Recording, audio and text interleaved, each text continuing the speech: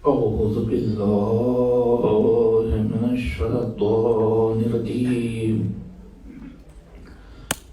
بسم الله الرحمن الرحيم.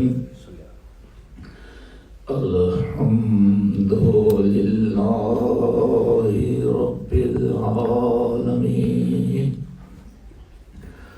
والصلاة والسلام على أشرف الأنبياء والمرسلين،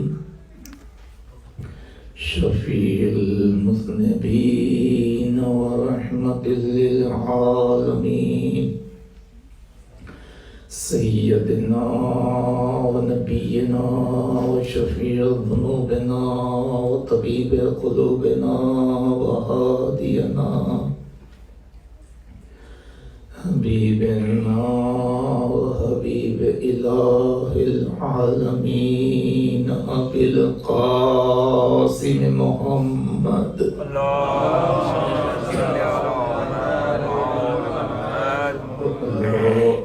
آله الطيبين الطاهرين المعصومين المظلومين، الذين أذهب الله عنهم الرجس وطهرهم تطهيرا. اللهم صل على محمد وآل محمد. لا سيما على الإمام المختار، قاتل المنافقين والكفار، قسيم الجنة والنار، صاحب ذي الفقار، مصداق قول النبي المختار، لأعطين الراية غدا رجلا كرارا غير فرار، الإمام النجم الثاقب علي بن أبي طالب. اللهم صل على محمد وآل محمد.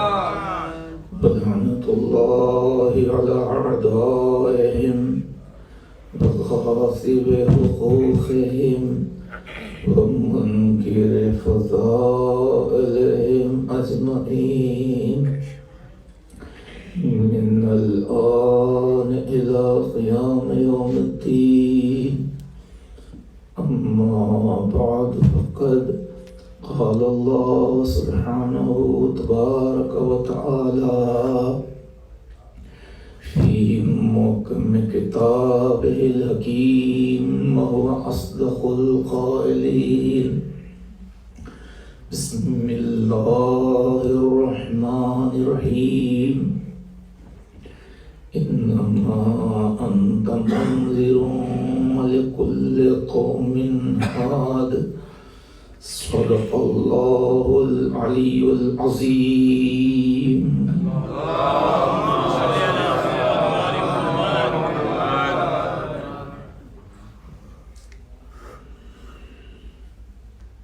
عزیزان محترم، جیسا کہ آپ کے علم میں ہے کہ آج یہ محرم کی چھٹی تاریخ ہے،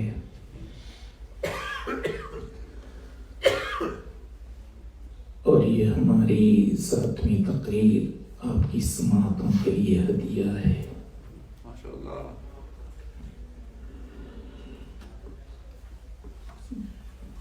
محرم کی تاریخیں بڑھ رہی ہیں،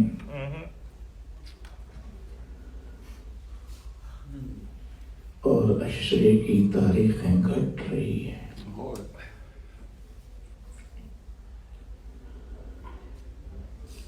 زادار مسلسل اسی فکر میں ہے کہ زیادہ سے زیادہ کربلا والوں کی یاد منائی جائے، اور کشتگان خدا کی خدمت میں خراج عقیدت پیش کیا جائے۔ اس لیے زمانہ دیکھ رہا ہے کہ نہ کھانے کی فکر ہے، نہ پانی کا خیال ہے، نہ آرام کی فکر ہے، بس فکر ہے تو یہ کہ وہاں پہنچ جائیں جہاں حسین کی صفِ اعلیٰ بچھی ہے۔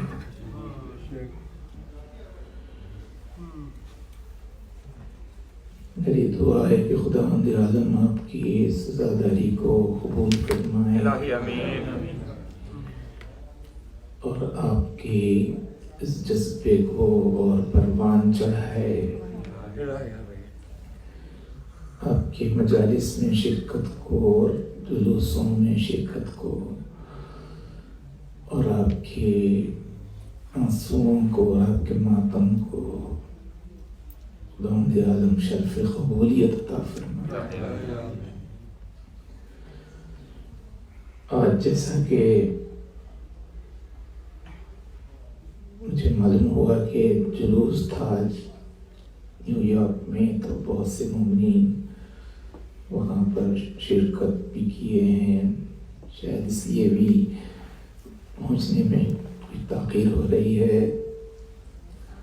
ماشاءاللہ ہیں شرکت کی، لیکن پھر بھی تازہ دم ہو کے پھر تشریف لائے۔ اور ہم یہی تو کہتے ہیں کہ ہم وہ ہیں کہ جن کے جسم تو تھکتے ہیں، جذبے نہیں تھکتے۔ وہ تو ہر وقت جوان رہتے ہیں۔ تو اسی بنیاد پر ہے کہ ہم الحمدللہ در متوجہ ہیں اور چاہتے ہیں کہ ان تمام چیزوں کے باوجود اب جب ہم کو موقع ملا ہے مجلس حسین میں شرکت کا اور اس کو برپا کرنے کا، تو پھر اس میں وہ جو اہم کام ہے اس کی طرف توجہ رہے کہ وہ کام کریں کہ جس کی وجہ سے حسین خوش ہو جائے، ارمان حسین پورا ہو جائے۔ چنانچہ اسی سلسلے میں گفتگو کرنے کے لیے آپ کے علم میں ہے کہ میں قرآن مجید کے 13ویں سورہ رات کی 7ویں آیت کی تلاوت کا شرف حاصل کر رہا ہوں، اور اسی سلسلے میں مسلسل گفتگو ہو رہی ہے جس میں خداوند عالم مخاطب ہے آپ کے ہمارے نبی جناب احمد مجتبی محمد مصطفیٰ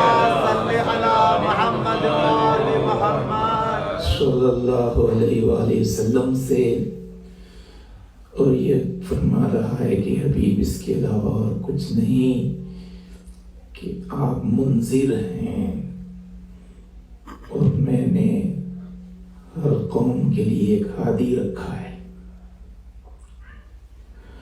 اور تفسیر میں مسلسل عرض کر رہا ہوں کہ یہاں پر یہی کہا گیا کہ منذر سے مراد حضور اکرم ہیں، اور ہادی سے مراد ایک نہیں بلکہ 12 علی ہیں، اور ہر دور کے علی ہیں۔ چنانچہ پھر یہ بھی وضاحت ہوئی کہ منذر کے معنی کیا ہوئے۔ تو منذر کے معنی یہی کہ وہ کہ جو معرفت کرا کے پہچنوا کے خدا کا خوف دلانے والا۔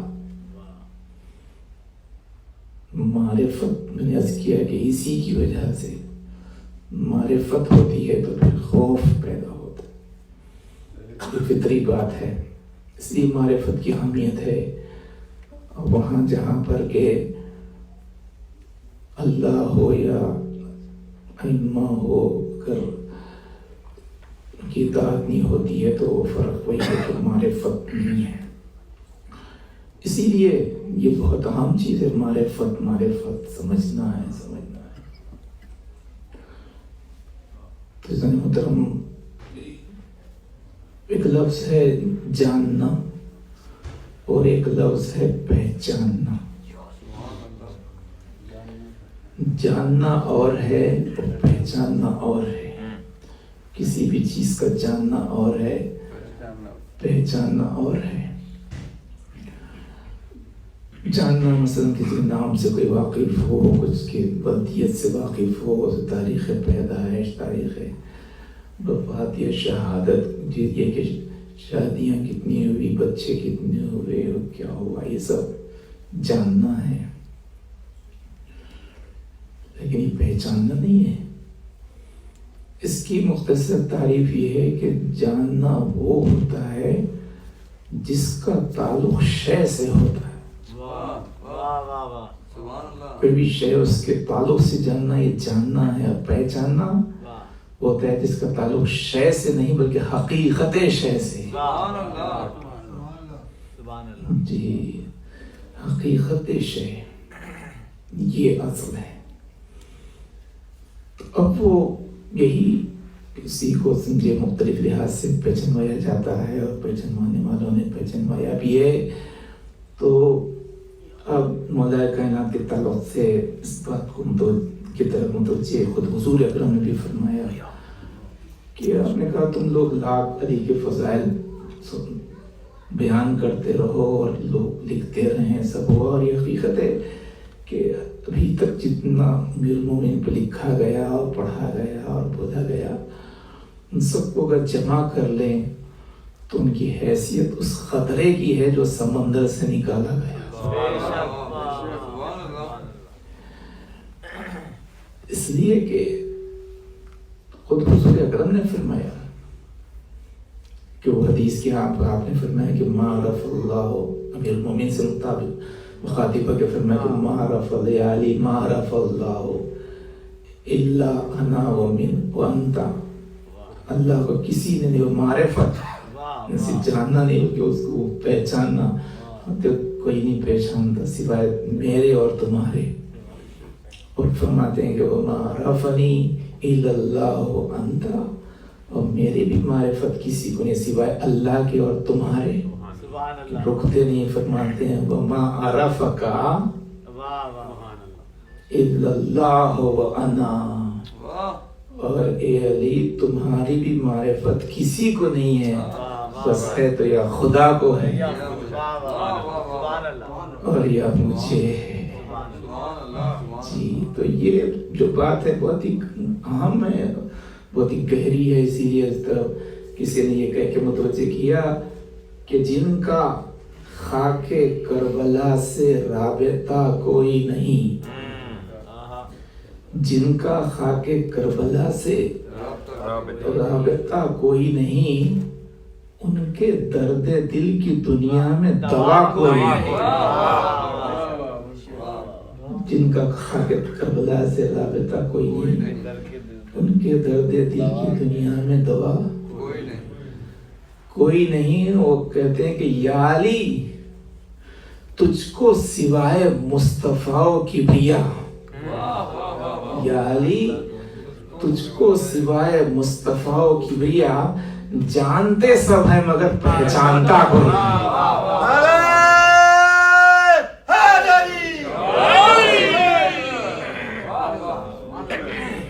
جانتے سب ہیں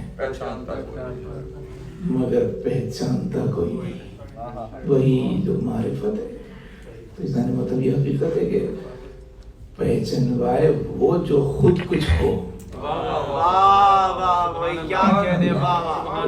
دل کا یہ اصول ہے کہ معرف کو معرف سے اجلا ہونا چاہیے، کہ جو کسی کو پہچانوا رہا ہے اس کو اس سے زیادہ مشہور ہونا چاہیے اس کو پہچانوا رہا۔ تو اس لحاظ سے یہاں پر یہ مجبوری ہے کہ جہاں پر امیر المومنین کے تعلق سے، تو اب کیا ہے، تو پھر حکم بھی ہے کہ معرفت حاصل کرو۔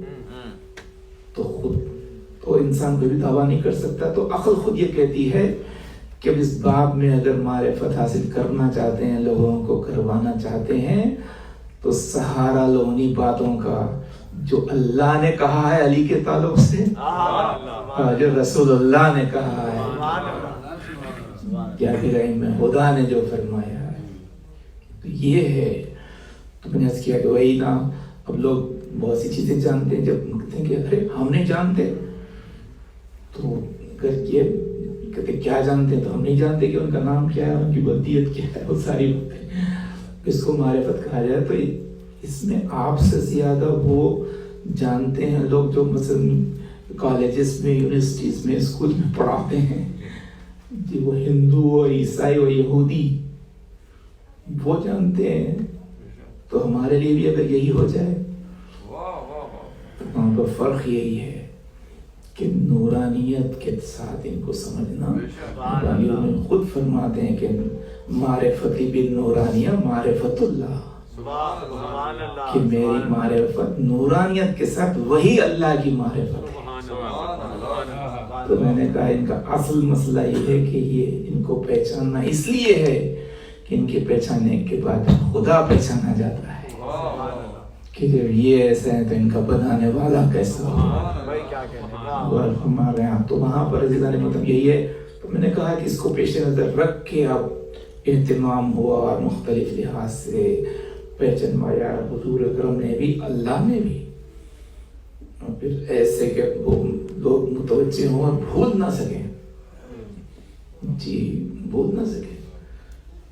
آپ دیکھیے کہ جو تذکرہ ہو رہا ہے، چونکہ ولایت امامت کا تذکرہ ہو رہا ہے، ماشاءاللہ میں بہت ہی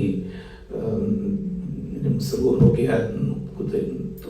یسٹرڈے کل جو ہے جو ماشاءاللہ حضرات نے، مولائی حضرات نے جو مولا کا تذکرہ سنا ہے، جو خوش ہوئے ہیں، مولا آپ کو خوش رکھے۔ اور وہ ظاہر ہے کہ ولایت کا تذکرہ ہو رہا تھا، اور ولایت کے تذکرے میں یہی کہ جہاں پر وہی غدیر کا تذکرہ اس لحاظ سے ہوا کہ وہی تو مقام ہے کہ جہاں پر اعلان ولایت امیر المومنین جی۔ اور دیکھیں ہم اس میں جو ولایت کا جو اعلان ہوا ہے اس میں بھی جو بات ہے، جو آیت آئی ہے، حکم جو آیا ہے، تو ایسا حکم پھر کبھی نہیں آیا، یعنی اس تیور کی آیت کبھی نہیں آئی جی۔ وہاں جا کے خدا عالم حضور اکرم سے کبھی طٰہٰ کہہ کے پکار رہا ہے، کبھی یاسین کہہ کے پکار رہا ہے، کبھی وہ پیارے پیارے الفاظ۔ یہاں پر وہ سب نہیں، عہدے سے پکار رہا ہے، یا ایھا الرسول۔ متوجہ کر رہا ہے کہ اب میں اس چیز کا حکم دے رہا ہوں جس کا تعلق رسالت سے ہے، یا ایھا الرسول بلغ ما انزل الیک من ربک، پہنچا دیجئے اس کو کہ جو آپ نازل کیا جا چکا ہے۔ لیکن اس کے بعد خدا یہ تیور بھی کبھی نہیں، وَإِن لَمْ تَفْعَلْ فَمَا بَلَّغْتَ رِسَالَتَهُ، کہ اگر آپ نے یہ نہیں پہنچایا تو آپ نے کچھ نہیں کیا۔ فَمَا بَلَّغْتَ رِسَالَتَهُ، کار رسالت ہی انجام نہیں ہوتا۔ اللہ اکبر۔ دیکھیے اب یہ نہیں، اب یہ نا ایسا حکم تو وہ کیا تھا، وہی متوجہ کرنا تھا کہ دیکھو یہ اگر نہیں کیا تو کچھ نہیں ہوگا۔ ایسے ہے کہ کار رسالت، اور یہ کب کہا جا رہا ہے؟ تبلیغ کے پہلے سال نہیں کہا جا رہا ہے، سارا کار رسالت انجام دے چکے ہیں جی، ساری تبلیغ کر چکے ہیں، اسلام کی احکامات بتا چکے ہیں، ساری چیزیں شریعت سمجھا چکے ہیں۔ آخری جی آخری موقع پر یہ کہا جا رہا ہے یہ نہیں کیا تو کچھ، اس کا مطلب ہے کہ جو کچھ کیا وہ سب برباد ہو جائے گا جی، یہ کیجئے۔ تو یہ لوگ کہتے ہیں کہ صاحب دیکھیے بہت سے لوگ نا یہی کہتے ہیں کہ صاحب یہ جو سمجھ میں نہیں آتا، کہتے ہیں غلو کر رہے ہیں، کیسے ہو؟ تو وہاں پہ یہ صحیح ہے کہ حضور اکرم کے تعلق سے سوچا بھی نہیں جا سکتا کہ ان کو جو حکم دیا گیا ہے معاذ اللہ اس پر وہ عمل نہیں کریں گے، لیکن دوسروں کو سمجھانا تھا اس کی اہمیت۔ دیکھو اس کے اعلان کی اتنی اہمیت ہے کہ جب نبی یہ اعلان نہیں کرتے تو ان کی رسالت برباد ہو جاتی ہے۔ تو تم خود سنو اس اعلان کو، اگر تم نہیں مانیں گے تو تمہاری عبادت کیا فائدہ پہنچائے گا؟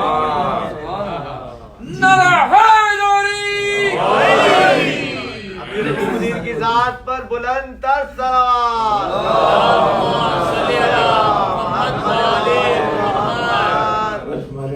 اب اس میں یہی ہے، اس کو آپ دیکھیں آپ مجھے تھوڑا سا وقت دیں تو آپ خود کہیں گے واقعی صاحب یہ ہونا چاہیے ماشاءاللہ کہ کیا ہوا تھا اصل میں یہاں پر رسول اللہ سے جو خدا کہہ رہا ہے. اصل مسئلہ آپ جانتے ہیں میں نے پہلی مجلس میں دعوت ذوالشیرہ کا تذکرہ کیا تھا. دعوت ذوالشیرہ کہ جہاں پر امیر المومنین کی ولایت کا اعلان ہوا کہ حضور اکرم نے کہا میں ایک پیغام لے کے آیا کون میری مدد کرنے کا وعدہ کرے گا تو امیر المومنین نے کہا میں کروں گا. کوئی نہیں تھا, آپ نے کہا میں انا یا رسول. تو آپ نے وعدہ کیا میں نصرت کروں گا آپ کی. اور پھر اس وقت یہ ہوا کہ امیر المومنین نے تو وعدہ کیا تو نبی اکرم نے بلایا قریب اور کاندھے پر ہاتھ رکھ کے کہا کہ جب یہ ہے تو پھر مجمع سے آپ نے کہا دیکھو میرے بعد اب یہی میرا وصی ہے, یہی میرا وزیر ہے, یہی میرا خلیفہ ہے. وصی وزیری و خلیفتی باقاعدہ یہ تبری کے نپت جملے ہیں. حتی یکون وصی وزیری خلیفتی یہ آپ نے کہا. تو یہاں پر یہ تھا کہ یعنی ایک نبی نے ایک بیان دیا تو امیر المومنین نے ایک وعدہ کیا کہ ہاں میں آپ کی نصرت کروں گا. تو اس کے جواب میں نبی نے علی سے ایک وعدہ کیا. اچھا نبی کا وعدہ خدا کا وعدہ.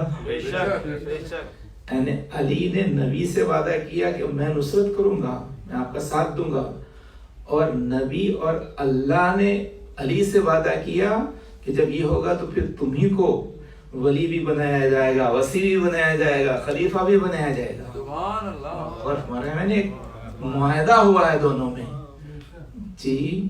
اور پھر تاریخ شاہد ہے کہ علی نے جو کہا وہ کیا. کوئی ایسا مارے کا نہیں ہے جو علی کے بغیر سر ہو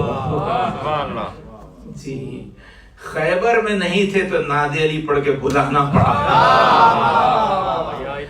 جب وہ آئے تو ایک ہاتھ پر مرحب کا سر نظر آیا, ایک ہاتھ پر خیبر کا در نظر آیا.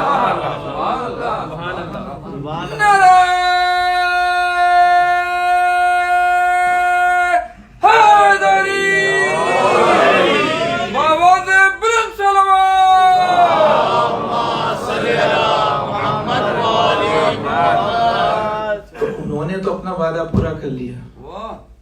اب رہا اللہ اور رسول کا وعدہ جو علی سے تھا اس کو وہ پورا کریں.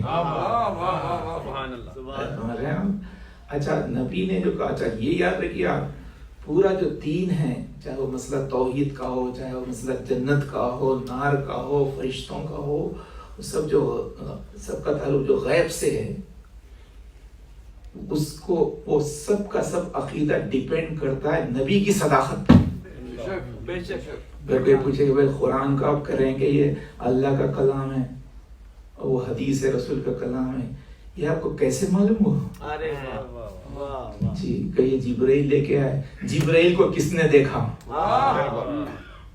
یہاں پر صرف یہ ہے اس لیے اس کو اللہ کا کلام, انہوں نے کہہ دیا یہ اللہ کا کلام تو اللہ کا کلام ہے, یہ میرا کلام تو ان کا کلام مان لیا گیا جی.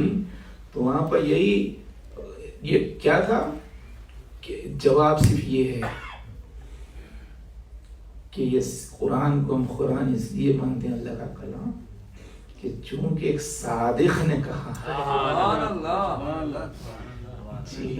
ان کی صداقت کی اہمیت اتنی ہے کہ اگر رسول کی صداقت ثابت نہیں ہوتی تو قرآن کی وقت بھی ثابت نہیں ہوتی. نبی کی جو احکام کی جو عظمت ہے نا اس کو لوگ اگنور کر دیتے ہیں جی. ان کی اہمیت یہ ہے, انہوں نے کہا یہ سب سے بڑی دلیل یہ ہے, تو اس دنیا پہ تو نبی کی صداقت یہ ہے. اچھا یہ صرف صادق ہی نہیں امین بھی ہے جی, امین بھی ہے. اگر امین نہیں ہوتے تو کیا کرتے؟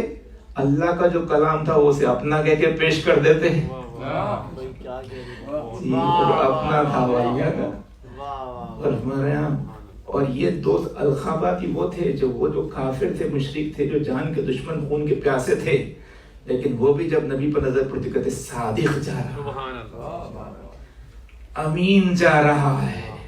اور ہمارے یہاں یعنی یہ صفات خود اللہ نے ظاہر کی ہے, ان کی زبان پر کس کا تعلق رسالت سے تھا, اس لیے صادق بھی کہلوائے اور امین بھی کہلوائے. تو عزیزان محترم ایسے نبی نے علی سے وعدہ کیا تھا بھائی کیا کہنے، واہ واہ، کہ اگر تم میری مدد کریں گے تو بالآخر تم ہی میرے جانشین ہوں گے. تو علی نے تو مدد کی، انہوں نے اپنا وعدہ پورا کر دیا. اب نبی کا وعدہ تھا جی، تو اب اس کو پورا کرنا تھا. فرض کیجئے کہ اگر اس کو نبی پورا نہ کرتے تو کیا ہوتا؟ پوری اسلام کی عمارت منہدم ہو جاتی.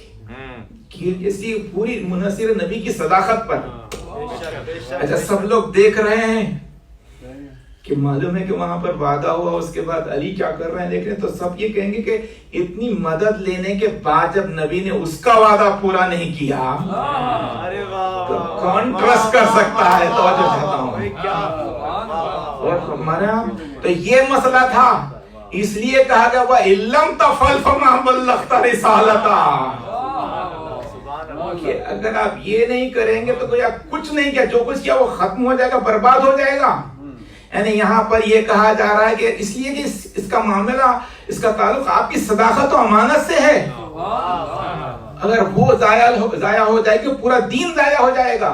یعنی خداوند عالم فرما رہا ہے کہ اے حبیب، اگر آپ نے علی کی ولایت کا اعلان نہیں کیا تو یہ صرف نہیں ہوگا کہ علی ولی نہیں بنیں گے، آپ کے وصی نہیں بنیں گے، خلیفہ نہیں بنیں گے، نہیں، بلکہ نہ آپ نبی رہیں گے نہ میں خدا رہوں گا. اور میں دونوں کا وعدہ علی سے ہے، اور میں اس کا کون بھروسہ کرے گا، کون ٹرسٹ کرے گا؟ یاد رکھیے ایمان نہ، ایمان کسے کہتے ہیں؟ عام زبان میں جس کو ٹرسٹ کہتے ہیں اسی کو عقیدے میں ایمان کہتے ہیں. جی نبی اور خدا کے کا مسئلہ آ گیا تھا کہ ان پر بھروسہ وہ پیدا ہو، تو اس کے لیے کہا گیا یہ پہلے کیجئے کہ یہ اعلان کیجئے ورنہ سب برباد ہو جائے گا. غور فرمائے ہم. تو اس لیے اور یعنی اور پھر خدا یہ بھی کہہ رہا ہے کہ نبی میں نے آپ کو جو بھیجا، آپ کو جو خلق کیا، تو وہ جو حدیث ہے کنت کنزا مخفیا فاحببت ان اعرف فخلقت الخلق لاعرف، کہ میں ایک چھپا ہوا خزانہ تھا، مجھے چاہت ہوئی کہ میں پہچانوایا جاؤں تو میں نے آپ کو خلق کیا. تو اصل ہے کہ میں پہچانوایا جاؤں، اور آپ نے ابھی تک ہر چیز کو پہچانوایا. نماز کو پہچانوایا، روزے کو پہچانوایا، حج کو پہچانوایا، اور اگر اس کو نہیں پہچانوایا جس کے پہچانے جانے کے بعد پھر میں پہچانا جاؤں گا، تو ظاہر ہے کہ یہ کام پہلے کیجئے اور ہمارے آقا یہ کیجئے، اور یہ اگر نہیں کیا تو کچھ نہیں. اور پھر ساتھ میں یہ کہ اللہ جانتا تھا کہ کیسے لوگ اطراف میں ہیں. آج تو بڑے چرچے ہوتے ہیں، لیکن دیکھیں قرآن میں آ چکا گیا واللہ یعصمک من الناس، کہ اللہ آپ کو لوگوں کے شر سے بچانے والا ہے. جی یا اللہ یہ کیا ہو گیا، ایسے مقدس افراد ساتھ میں ہیں، صحابی بھی ہیں، حاجی بھی ہیں، مسلمان بھی ہیں، لیکن اللہ جانتا تھا. اس نے جو لفظ استعمال کیا واللہ یعصمک من الناس، ناس کا لفظ استعمال کیا ہے، ناس کے شر سے میں بچاؤں گا. جی اور ظاہر ہے کہ اس نے جو کہا بچائے گا، تو اب سب نبی نے اس کے بعد جب حکم پہنچایا ہے اور امیر المومنین کی ولایت کا اعلان کیا، تو وہاں سے اتنا سخت حکم آیا تھا کہ پہچانوائیے، اس کو پہنچائیے اس حکم کو، ورنہ آپ نے کچھ نہیں کیا. توجہ چاہتا ہوں میں، بس اس میں ایک تیور ہے، اس کو آپ محسوس کیجئے کہ نبی نے جب پہچانوا دیا کہ من کنت مولا فہذا علی مولا، تو جب حکم پہنچا دیا اس کے بعد رکتے نہیں. اب اس کے بعد یہ انہیں کہہ رہے میں نے تو حکم پہنچا دیا، اب اس کے بعد اسی انداز سے اللہ سے کہہ رہے ہیں میں نے تو یہ پہنچا دیا، میں تجھ سے یہ کہہ رہا ہوں والمن والا تو آدھے من آدھا، اس کو دوست رکھ جو علی کا دوست ہو، دشمن رکھ. دیکھیے وہی تیور، میں نے تو کام کر دیا، اس کو دشمن رکھ جو علی کا دشمن ہو، اس کا ساتھ دے، ونصر من نصرہ جو علی کا ساتھ دے، اور اس کو چھوڑ دے جو علی کو چھوڑ دے، وخذل من خذلہ، اور اس کو رسوا کر جو علی کو رسوا کر. نبی کی دعا ہے. میں کہتا لوگ کئی چیزیں جس کی وجہ سے سمجھ سکتے ہیں کہ بھائی دعا کی بڑی اہمیت ہے. آپ بتا دیں اسلام میں دعا کی اہمیت ہے, وہ خدا ہے, لیکن دعا میں یہی ہے. اب دعا ہم کرتے ہیں تو ہمارے لیے یہ کہ ہم دعا کرتے ہیں, لیکن کیا یہ یقین ہو سکتا ہے کہ ہماری دعا قبول ہو جائے گی؟ جی یہ یقین نہیں ہوتا ہے. یہی وجہ ہے کہ بہت سے لوگ نا کسی دوسرے سے کہتے ہیں آپ دعا کر دیجئے. پھر خود سے کوئی پڑھا لکھا آدمی عالم ہے, کوئی زیادہ ہے, تو اس سے کہتے ہیں آپ دعا کر دیجئے, کیونکہ یہ جانتے ہیں کہ چونکہ یہ زیادہ ہم سے پاکیزہ ہیں تو یہ جب دعا کریں گے تو دعا قبول ہو جائے گی. اس لیے دوسروں سے کہتے ہیں, جی کوئی عالم سے کہتے ہیں. لیکن عزیزان محترم تمام علماء بھی, تمام مجتہدین بھی, جی آیت اللہ بھی, وہ بھی یہ نہیں کہہ سکتے کہ ان کی بھی دعا گارنٹی کے ساتھ قبول ہو جائے گی. بالکل. تو یہ تو ہو سکتا ہے, لیکن ہاں نبی کی دعا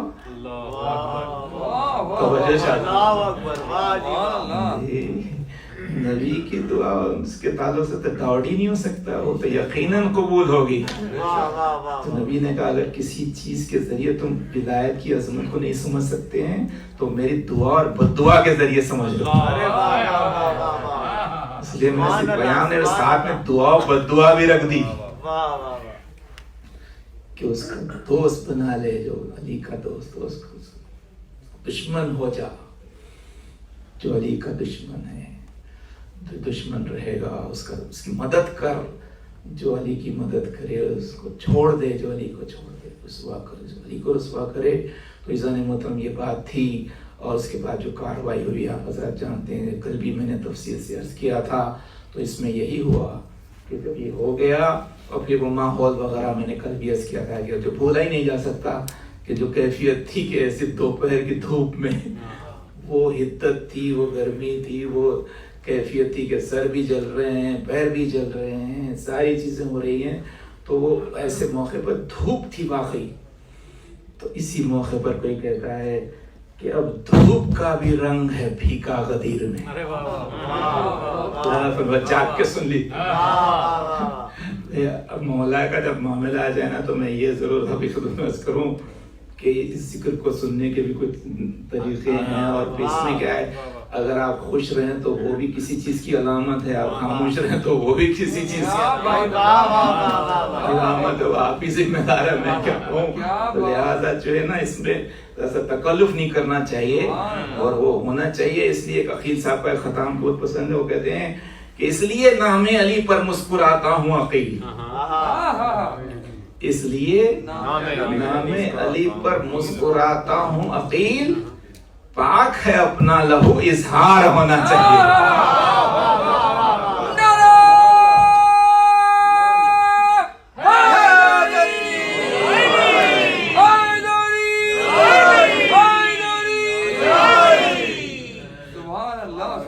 مطلب اس لحاظ سے آپ ملاحظہ فرمائیں تو وہ منظر کشی کی ہے کہ کیا کیفیت ہے. تو کہتے ہیں دھوپ ہے, لیکن یہ کہ وہاں پر یہی کہ کیا ہوا اور ہمارا کیا مسلک ہے, اس کو پیش کیا گیا کہ اب دھوپ کا بھی رنگ ہے پھیکا غدیر میں, ایسا ہے وجہ رب کا اجالا غدیر. دھوپ کا بھی رنگ ہے پھیکا غدیر, ایسا ہے وجہ رب کا اجالا غدیر میں. اور دنیا ہمارے نفس کی قیمت نہ اب لگائے, ارے ہم کر چکے ہیں نفس کا سودا غدیر میں.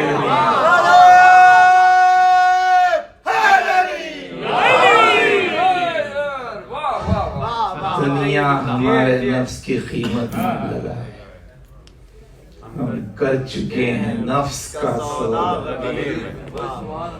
ہم کر چکے ہیں نفس کا سودا غدیر میں. عزیزان محترم, اس لیے میں نے عرض کیا کہ اتنی بہت ہی اہتمام کے ساتھ اللہ رسول نے اس پیام کو پہنچایا جس کا بھولنا ممکن ہی نہ تھا. اور ظاہر ہے کہ اس کو جو بھولا گیا تو اس کی بنیاد پر پھر دوسرے سارے مسائل پیدا ہوئے. چنانچہ آپ جانتے ہیں کہ جو کربلا کا معرکہ بھی جو ہوا ہے وہ بھی اسی وجہ سے کہ چونکہ غدیر کو بھول گئے کہ فراموش کیا ہے. جی ادھر اللہ اور رسول نے کہا تھا کہ علی اب یہ خلیفہ ہیں, یہ جانشین ہیں, یہ امت کے رہنما ہیں, یہ ولی مطلق ہیں، تو اللہ اور رسول نے تو علی کے لیے کہا، لیکن کسی صاحب نے کسی اور کے بارے میں کہا، تو یہ ہر ایک کے اپنے پریفرنس کی بات ہے جی۔ تو انہوں نے اللہ اور رسول کے کہنے پر ان کے کہنے کو پریفرنس دیا اور دوسروں سے مربوط ہو گئے۔ ہم تو کہتے ہیں بھائی ہر ایک کے اپنا جو بھی مسئلہ ہے، لیکن الحمدللہ ہم تو یہ سمجھے اور اس لحاظ سے وابستہ ہیں، لیکن یہ کہ وہ معاملہ بہت اہم تھا، اگر وہ نہ ہوتا تو آپ دیکھیے کہ وہ، اسی لیے ہمارے جو امام علیہ السلام ہے وہ فرماتے ہیں ہمارے جد مظلوم محمد والے محمد صلوات فرماتے ہیں کہ ہمارے جد مظلوم حسین وہ سقیفہ ہی میں شہید ہو، کہ اگر وہ نہ ہوتا تو ظاہر ہے کہ پھر کسی میں جرأت نہیں ہوتی اور ظلم پڑتا نہیں کہ وہیں پر گویا علی سے دشمنی کا اظہار کیا گیا، اور علی سے نہیں، نبی سے اور اللہ سے ان کے حکم کیے توہین کی گئی کہ وہ انہوں نے کہا لیکن ہم نہیں مان رہے، تو وہی ہوا۔ اور اس کے بعد ظاہر ہے کہ جو بغض اور حسد جو پڑتی رہی، تو آپ حضرات جانتے ہیں کہ لوگ ایسے بھول گئے کہ اب رسول اللہ تو اہتمام کر کے گئے تھے، در فاطمہ پر آتے تو سلام کرتے اور اجازت لے کے گھر میں جاتے، تو تیری بیٹی، کیا تیرے باپ کو اجازت ہے کہ وہ گھر میں داخل ہو؟ تو کہتی بابا یہ گھر آپ کا ہے، میں آپ کی بیٹی ہوں، آپ اجازت کیوں ہے؟ کہ نہیں فاطمہ تمہارے در کا رتبہ ایسا ہے جی۔ یہ معرفت کرانا تھا کہ اس در پر آؤ تو اس طرح سے اجازت لیتے ہوئے آؤ، اس کا احترام کرو۔ اب ظاہر ہے اس کے بعد جب لوگ آئے تو احترام کرنے کے لیے نہیں آئے بلکہ گھر کو جلانے کے لیے آئے، اور وہ ابتدا ظلم کی ہوئی، اور عزیزان محترم جو کیفیت ہے آپ جانتے ہیں، اور وہی سلسلہ پھر آگے بڑھا تو کربلا کا میدان آ گیا۔ تو کربلا میں بھی جو ہوا ہے آپ حضرات جانتے ہیں کہ وہی میں مسلسل کہہ رہا ہوں، بغض علی کا اظہار ہوا، بغض تھا، دشمنی تھی۔ کہا بھی انہوں نے خود، جب آخری میں آ کے امام حسین نے کہا کیوں مجھے قتل کر رہے ہیں، تو کہا بغضاً لأبیک، آپ کے بابا کی دشمنی میں ہم آپ کو قتل کر رہے ہیں۔ بغض علی تھا جس کی وجہ سے سارا معرکہ ہوا۔ آپ دیکھیں کہ اب اگر جنگ ہے تو بڑوں کے تعلق سے تو کہا جا سکتا ہے کہ صاحب یہ بھی میدان میں آئے تو ہم نے بھی تلوار اٹھائی، اب نہ لڑتے تو کیا کرتے، انہوں نے تلوار لے کے تلوار اٹھائی تو ہم ان کے خلاف میں تلوار نے صحیح نیزہ لے کے آئے تو ہم بھی کیا کرتے، بیلچا لے کے آئے تو ہم بھی کیسے نہیں لڑتے، تو یہ سب کہا جا سکتا تھا، اور اس لیے ہم نے ان کو قتل کیا۔ لیکن بتاؤ کہ علی اصغر کون سا ہتھیار لے کے آئے؟ علی اصغر کون سا ہتھیار لے کے آئے؟ بس یہ تو ایک سوکھی ہوئی زبان لے کے اور پڑھائے ہوئے ہونٹ لے کے آئے۔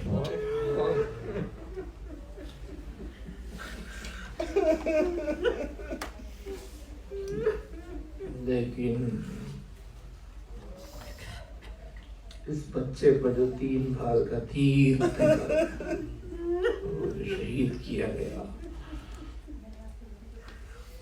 تو یہ کیسے، تو وہی تھا، بغض تھا حضرت علی سے۔ آپ کو معلوم ہے کہ امام حسین جتنا چاہتے تھے حضرت علی کو، انہوں نے اپنے پورے بیٹوں کا نام علی رکھا، تو علی ابن الحسین ہے، علی اکبر ہے، علی اصغر ہے۔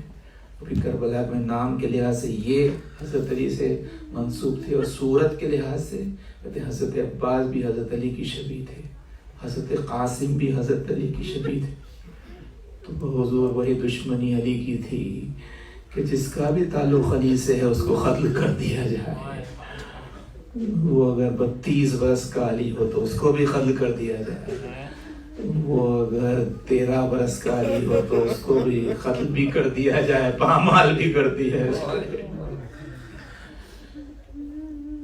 وہ اگر 28 برس کا علی ابن الحسین ہے, اگر وہ قتل اس کو نہ کریں تو تازیانے اس پر اتنے لگائیں کہ وہ خود اپنے باپ سے کہ بابا میری پشت میں مزید تازیانوں کے کھانے کی جگہ نہیں رہی ہے. اور اگر 18 برس کا علی ہے تو اس کو بھی قتل کر دیا جائے. نہیں اگر 6 مہینے والا علی ہے. جزاکم اللہ خیر الجزا. ہاں حضور آپ کی آوازیں بلند ہیں, یقیناً کسی گوشے میں بیٹھے ہوئے فاطمہ بھی آنسو بہا رہی ہے.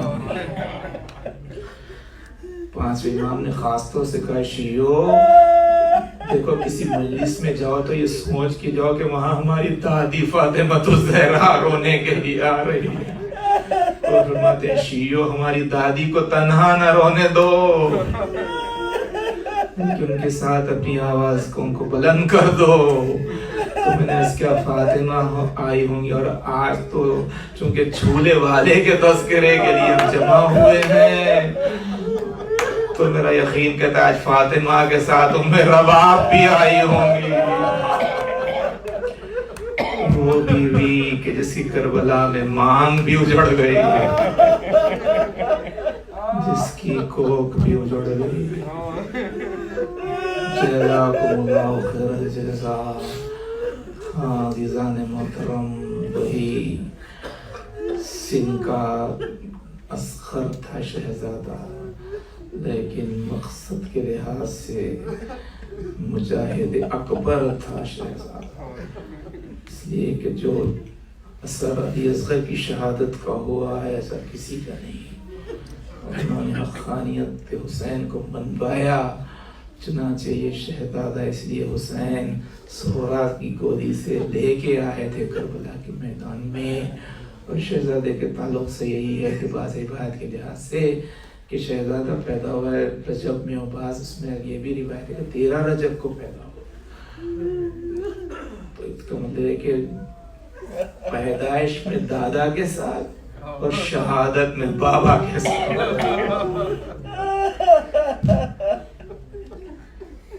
عزیزان محترم, ظاہر ہے کہ یہ گفتگو ہے, اور پھر آج میں نے کہا 6 محرم کا دن گزر گیا ہے اور 7 محرم کی شب. کل کا دن ہی اپنے میں ایک مصیبت رکھتا ہے. اگر احساس کو آپ بلند کریں تو کل ہی کا دن وہ ہے کہ جب کہ ہم الاتش الاتش الاتش کی آواز بچوں کی بچوں کی بے چینی, اماں پانی. حضور آپ جانتے ہیں پیاس بہت عظیم مصیبت کا نام ہے. امام حسین نے خاص طور سے کہا ہے کہ میں شیعوں کو سلام کہنا, جب کبھی ٹھنڈا پانی پینا تو میری پیاس پڑ جائے. پیاس ایسی مصیبت ہے کہ آپ نے وصیت کر دی ہے. تو حضور یقیناً ایسی پیاس کی مصیبت, پانی کا طوفان, پیاس کا طوفان تھا جو 7 محرم سے آگے بڑھتا رہا, یہاں تک کہ 7ویں گزری, 8ویں گزری, 9ویں گزری. لکھا یہ ہے کہ اور وہ دہکتا ہوا صحرا, جلتی ہوئی زمین, وہ دھوپ, تو ننھے ننھے کلیجوں کا جو عالم ہوا ہے. تو مقاتل بیان کرتے ہیں کہ کئی ایسے بچے تھے جو پیاس کی مصیبت برداشت کرتے کرتے دنیا سے گزرے. جب کبھی کوئی بچہ گزرتا تو جناب زینب جنازہ لیے ہوئے امام حسین کے پاس کہتی بھیا یہ بھی مر گیا پیاس. اور روایت میں یہ ہے کہ جو بچے بچ گئے تھے ان کا یہ عالم ہوا کہ اکثر کے آنکھوں سے بینا ہی زائل ہو گئی. روایت میں کہ شب عاشور کی روایت ہے کئی بچے اپنی ماؤں کے قریب بیٹھے ہوئے ٹٹول ٹٹول کے یہ پوچھ رہے تھے کہ اماں آپ کہاں ہیں, جواب دیجیے, ہم کو دکھائی نہیں دے رہا. جزاکم اللہ خیر الجزا.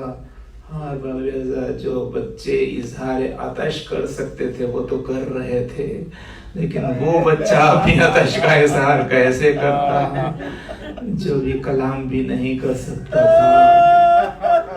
یہی وجہ ہے کہ جناب سکینہ ناقی نے فرماتی کہ شب عاشور پیاس کا جو غلبہ ہم سب پہ تھا, شہزادی فرماتی کہ 40 چھوٹے چھوٹے بچے وہ سب میرے اطراف جمع ہو گئے تھے, ان کے ہاتھوں میں خالی کوزے تھے, وہ سب میرے پاس اس لیے جمع ہو گئے تھے, جانتے تھے کہ یہ سب کی پیاری ہیں, سب کی عزیز ہیں, اور یہ کہ پانی اگر آئے گا تو سب سے پہلے شہزادی کو ملے گا, اس لحاظ سے ہم کو بھی مل جائے گا. تو شہزادی فرماتے ہیں پانی تو نہیں تھا تو ہمارا بس طریقہ ہی ہو گیا تھا, ہم کام یہ کر رہے تھے ہاتھوں میں خالی کوزے, ایک خیمے سے دوسرے خیمے میں, دوسرے خیمے سے تیسرے خیمے میں جاتے. تو شہزادی فرماتی ہم بڑھتے بڑھتے جب اس خیمے میں پہنچے جہاں پر ہماری ماں ام رباب تھی, جہاں پر جھولے میں ہمارا بھائی علی اصغر تھا, تو شہزادی فرماتی ہے کہ ہم نے وہ منظر دیکھا کہ خود بخود ہمارے ہاتھوں سے کودے چھوٹ کے زمین پر گر گئے. شہزادی فرماتی کہ منظر یہ تھا کہ ہمارے بھائی پر پیاس کا ایسا غلبہ تھا کہ ماں ہمارے بھائی کو اٹھائے ہوئے کلیجے سے لگائے ہوئے تھی, کبھی کھڑی ہو جاتی تھی کبھی بیٹھ جاتی تھی, اور بار بار کہتی ہائے اصغر, ماں کیسے تیرے لیے پانی فراہم کرے. ظاہر ہے کہ یہ عطش کا جو غلبہ تھا شب عاشور کا تذکرہ ہے. بس میں یہی پوچھنا چاہتا ہوں صاحبان اولاد بتائیں جس بچے پر شب عاشور پیاس کا ایسا غلبہ ہو, ارے سوچئے کہ اس کی شہادت کے لمحات کے آنے تک پیاس کتنی پڑ گئی ہوگی. آپ جانتے ہیں حسین سے پہلے ظاہر ہے کہ جو شہید ہونے والوں کا تذکرہ ہے اس میں شہزادے علی اصغر, وہاں تک اب پیاس کا کیا عالم تھا.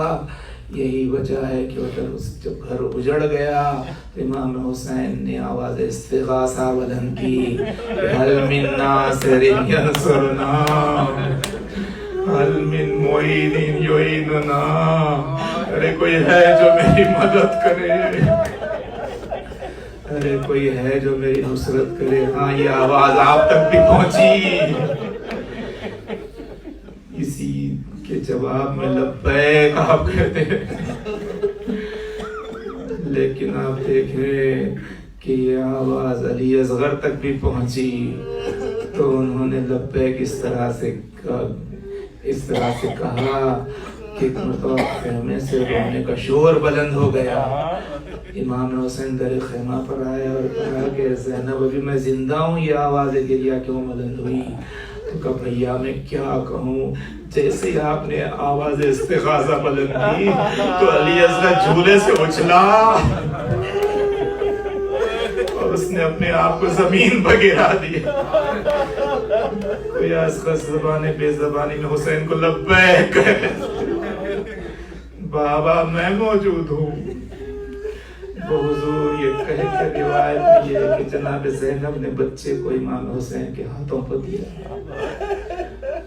تو مقاتل بیان کرتے ہیں کہ بچے پر پیاس کا ایسا غلبہ تھا کہ ہونٹ نیلے ہو گئے تھے, اور کہتے تشنج جیسا عالم تھا کہ بچہ ایک پیر کھینچتا تھا تو دوسرا پیر چھوڑ دے رہا تھا. یہ کیفیت تھی کہ بے اختیار حسین کی آنکھوں میں آنسو آ گئے. لیکن اولاد عالم مقتل کہتا ہے کہ جیسے حسین کی آنکھ سے آنسو کا قطرہ اصغر کے رخسار پر گرا تو بچہ اتنا پیاسا تھا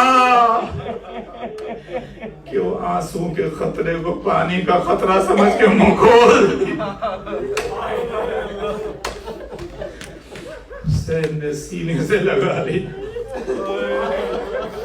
कर रबाब उसको मैदान में ले जाते हैं, सवाल आप करते हैं शायद किसी को रहम आ जाए और उसको पानी पिला दे। ये कह के हुसैन ने अपनी गोदी में लिया है। पता रबाब ने कहा वाली आप ले जाइए लेकिन कुछ देर के लिए मुझे वापस कीजिए। बस बच्चे को वापस लिया और खेमे में दौड़ती हुई आई। उसके बाद जब पलटा के लेके आई तो हुसैन ने देखा नया शलूका पहना दिया, सर पर छोटा सा मामा रखा, आस्तीन उलट दिए हैं, मुजाहिद की शक्ल बनाई है और ये कह के दिया कि वाली इस पर अपनी आबा का दामन उड़ा दीजिए कि कहीं मेरे चांद से बच्चे को किसी की नजर न लग जाए। लीजिए हुसैन, अली असगर पर ये हुए ऐसे ले आए कि आबा का दामन छिपाए लेकिन सर तक बुलंद किया था। यही वजह लोग समझते शायद हुसैन कुरान हमारे दरमियान में लेकिन जब हुसैन ने आबा का दामन हटाया तो मालूम है ये कुरान कि हुसैन कुरान नातिक का एक पारा लेके आए और अली असगर को बदुज़ुर न पूछिए ये साहिबान इरफान आप ये क्या गुर्बत का मौका आया है कि हुसैन और सवाल और वो भी पानी का सवाल। और बड़े गुर्बत के आलम में आपने कहा कि फौजी दफाकार अगर तेरे ज़ुल्म नाक़िस में मैं गुनाहगार हूँ तो ये बच्चा तो किसी मज़हब और मिल्लत में गुनाहगार नहीं होता है। आपने कहा कि देखो ये प्यासा है, इसकी माँ भी प्यासी है, उसका दूध खुश्क हो गया है और ये जामलब है। और आपने कहा बस तुम एक घूंट इस बच्चे को पानी पिला दो, शायद मेरी नन्ही सी जान बच जाएगी। और बाबे अज़ाब रो रहे हैं, आप बहुत गिरिया करते मालूम है, लेकिन मुझे मेरा यकीन है कि आज आपसे ज्यादा मेरी माँ और बहनें गिरिया करते। अरे इसी गिरिये को देख तो जमाना मुतहय्यर ये क्या मामला है कि गुफ्तगू सिर्फ 6 महीने वाले बच्चे की हो रही है, झूले वाले का तस्करा हो रहा है, लेकिन ये सब लोग क्यों बेचैन हैं, क्यों इतना तड़प तड़प के रो रहे हैं। तो हम ये कहते रहे तुमको नहीं मालूम यही वो शहजादा है, यही वो शहीद है जिसकी शहादत पर हमारे मौला ने हमको याद किया। आप जानते रुखसत आखिर के वक्त खैमे पर आए, इमाम ज़ैनुल आबिदीन से यही कहा कि मेरे शियों को मेरा सलाम कहना कि ना जब ठंडा पानी पीना तो मेरी प्यास को याद करना, जब कभी किसी गरीब शहीद का जिक्र सुना तो मेरी गुर्बत और शहादत को याद करना। उसके बाद फरमाते बेटाओं से कहना या लैतनी ए शियो काश तुम करबला में होते, शियती माइन शरीफ तुम माज़िन फस्तूनी लैतकुम फियो में आशूरा जमीअन तंजुरूनी कैफास तस्खिल तिफली फाबा यरहमुनी। सुने सुने आप क्या गुर्बत थी हुसैन। इमाम के कलाम में मुबालगा नहीं होता, फरमाते हैं कि ए शियो करबला में तुम मुझे बहुत याद आए। फरमाते हैं कि उस वक्त तुम मुझे बहुत याद आए जब मैं अपने मासूम के लिए सवाल आप करता। फरमाते हैं मैं सवाल आप कर रहा था लेकिन सवाल एक लफ्ज फरमाते हैं फ़अबौ अन यरहमुनी। अरे तुम होते तो देखते कि मैं कैसे काबिल रहम हो के सवाल आपका, और कोई मुझ पर रहम नहीं कर रहा। अल्लाह तुम अगर होते तुम्हारे पते तुम जानते हैं कि मैं कौन हूँ जिसके लिए अल्लाह ने पूरी कायनात को खल्क किया। मैं ही वो हूँ जिसकी वजह से अल्लाह ने दरिया में पानी और पानी में रवानी पैदा की।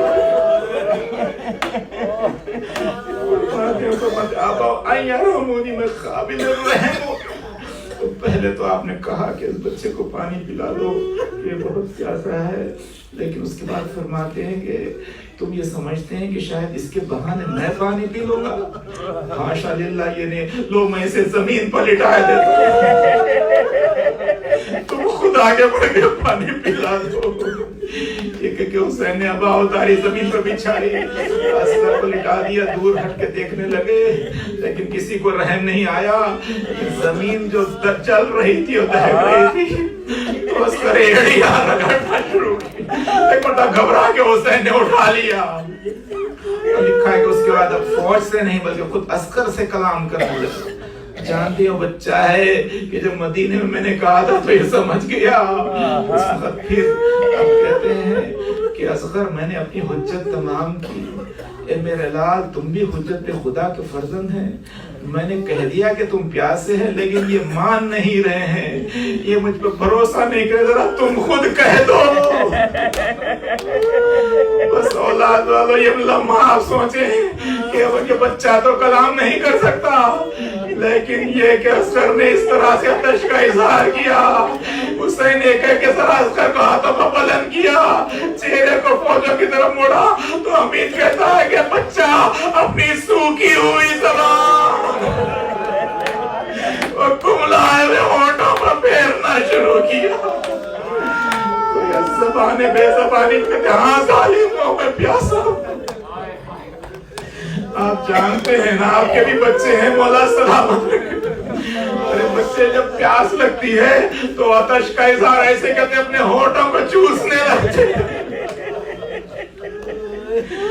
روایت میں یہ ہے کہ ایسا منظر تھا کہ اشقیاء رونے لگے, منہ پھیر پھیر کے رونے لگے. اکثر یہ کہتے کہ حسین صحیح کہہ رہے ہیں, واقعی یہ بچہ بہت پیاسا ہے, واقعی اس کو پانی دے دینا چاہیے. تو انقلاب جو آ رہا تھا فوج میں تو روایت میں یہ کہ عمر سعد نے دیکھا اور اس نے ہرملا کو پکار کے کہا اینا اینا ہرملا اخطا کلام الحسین. ارے ہرملا کہاں ہے, حسین کے کلام کو خطا کر دے. بس ارباب ادا میں ذکر تمام کر رہا ہوں. ایک بتا ہرملا آگے بڑھا اور اس نے کمان میں تیر کو جوڑا. لکھا سنیں یہ ہرملا کہتے ہیں ایسا شقی تھا, اس کے بازوں میں ایسی قوت تھی کہ جب یہ تیر کو چھوڑتا تھا تو اس کا تیر 7 لوہے کی چادروں کو توڑتا ہوا نکل جاتا. ارے سوچئے 6 مہینے والے کا گلا کتنا اس فضا میں سناٹا تھا. ایک تیر چلا جیسے ہی اصغر کے کلو پر لگا تو چونکہ کہتے ہیں تیر بڑا وزنی تھا, اصغر کے خط سے زیادہ تھا, تو پہلے بچہ اچھلا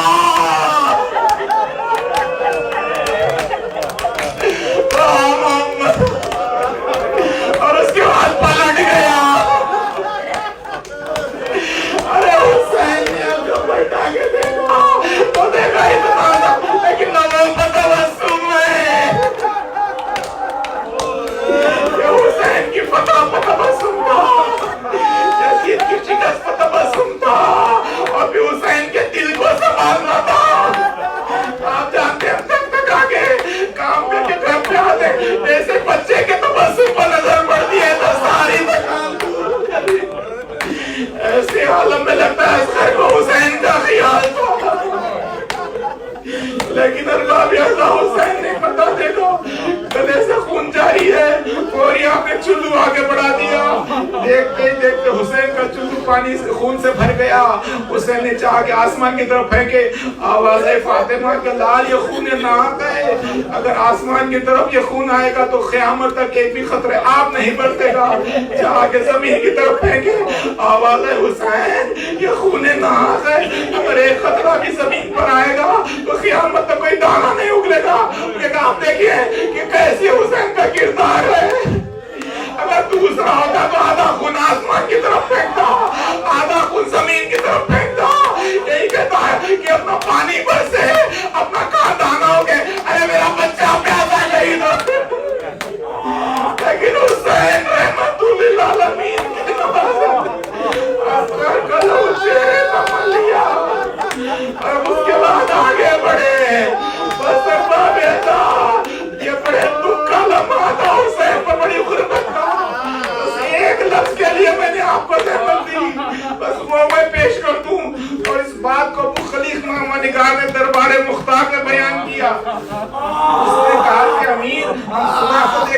حسین ایک قربانی پیش کرتے جا رہے تھے لیکن قربانی پیش کرتے تو چہرہ کھل جاتا تھا چہرہ سرخ ہو جاتا تھا کبھی حسین پر استحلال پایا نہیں گیا استحلال نہیں پایا گیا لیکن اس نے ایک لفظ استعمال کیا لیکن ایک لمحہ تھا میں نے دیکھا حسین پر تردد پایا گیا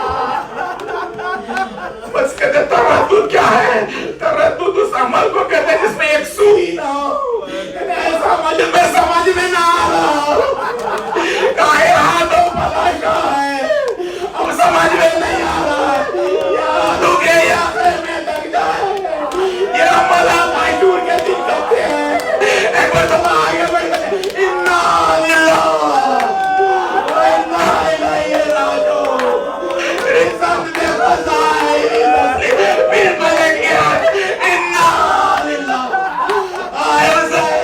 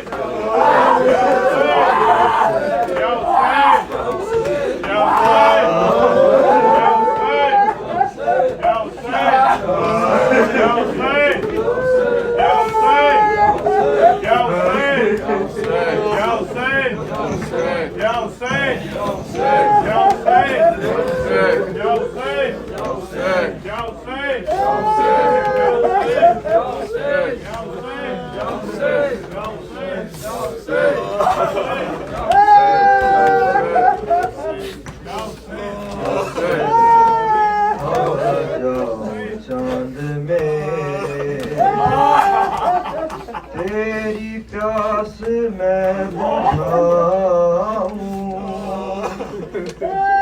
اصغر میں تیری ماں ہوں آجا